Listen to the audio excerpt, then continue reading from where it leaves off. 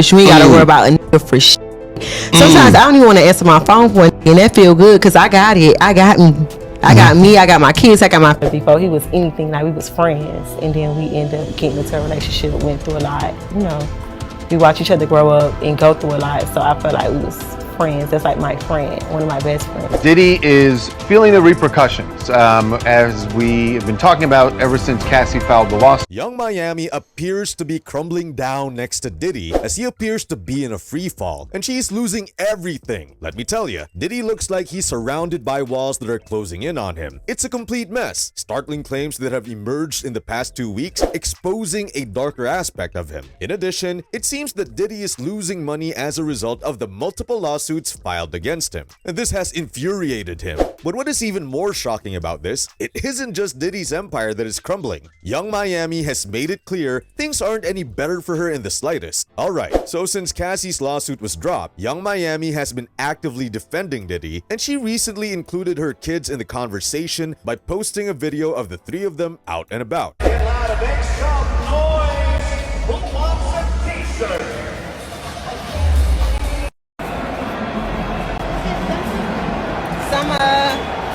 And once this video came out, fans were left rather perplexed with posts like, "I don't think Young Miami would even play that. The entire South would come running for him."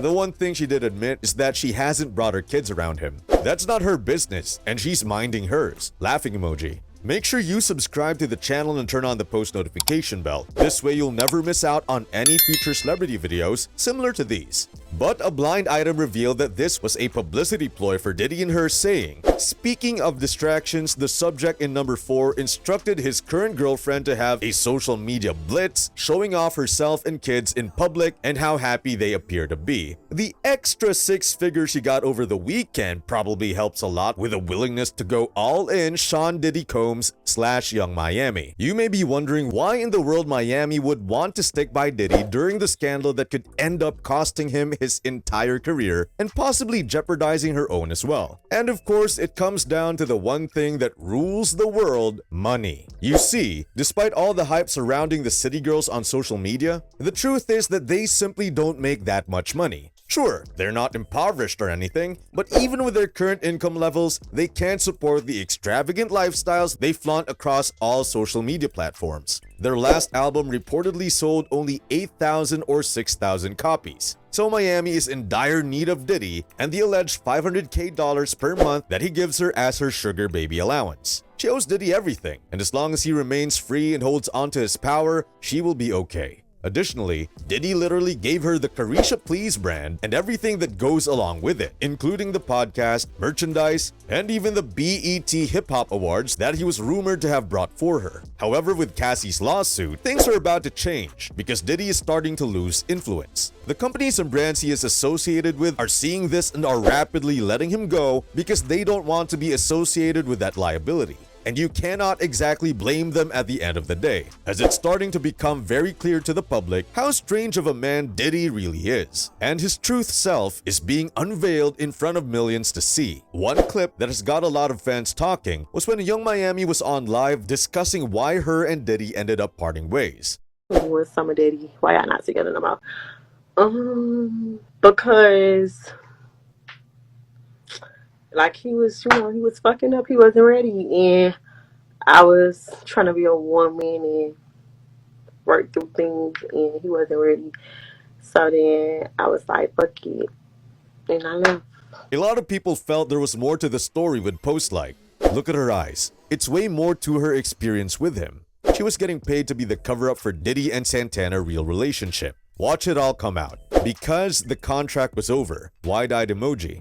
It wouldn't even be surprising at this point if Diddy did sign each girl he's with on contracts, because that man is into some wild stuff to say the least. Before we go any further, what are your guys' thoughts on the entire situation? How bad are things looking for both Diddy and Young Miami now that his name has been dragged through the mud? And it's very unlikely he'll gain his reputation back. Comment down below. Diddy was named as a defendant in Cassie's lawsuit along with his businesses: Bad Boy Entertainment, Bad Boy Records, Epic Records, Combs Enterprises, and Do Corps. This implies that his businesses were also held accountable for his deeds, which is why many believe he'll declare bankruptcy to avoid all this mess. However, that's not all. A few days after Cassie filed her lawsuit, his businesses were mentioned in another lawsuit alleging that Harvey Pierre, the former president of Bad Boy Records, had SA'd a woman, which we briefly looked at in a video on the situation yesterday. From approximately 2016 to 2017, Pierre SA'd plaintiff on multiple occasions in New York City and other locations throughout the country. Nonetheless, a company representative refuted responsibility for this, saying, "The allegations are from many years ago that were never brought to the attention of the company. Neither the plaintiff nor the executive are current employees of the company. We are now investigating the allegations, and our top priority is the safety and well-being of our employees." Gene Deal, Diddy's former bodyguard, also recently came out and stated that Diddy allegedly broke Kim Porter's nose on a yacht. He broke Kim's nose on a yacht? Wow, I ain't hear about that. He broke Kim, let's say allegedly, but it was told by people in her camp that he broke Kim's nose on a yacht. So Cassie's story is Kim's story. And Gene Deal isn't someone to throw out random accusations, as if you look at a lot of his interviews in the past, he does speak truth about certain instances, and there's a reason fans love his interviews, especially when it comes to exposing Diddy. Thank God Gene didn't sign an NDA. He's been exposing Diddy for years, and now more people are realizing the truth from his accounts. Big Gene been telling these stories for years, and they are consistent. Keep speaking your truth. The ones who don't understand will leave, and the ones who get it become your tribe.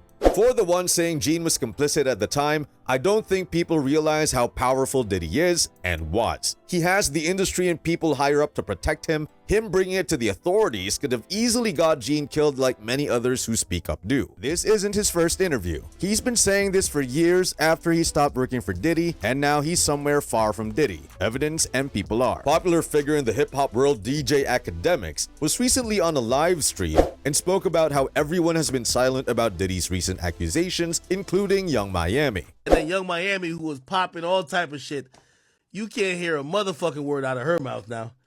Everybody's quiet now. Big Act still talking, they quiet as hell. I just gotta watch out for car bombs.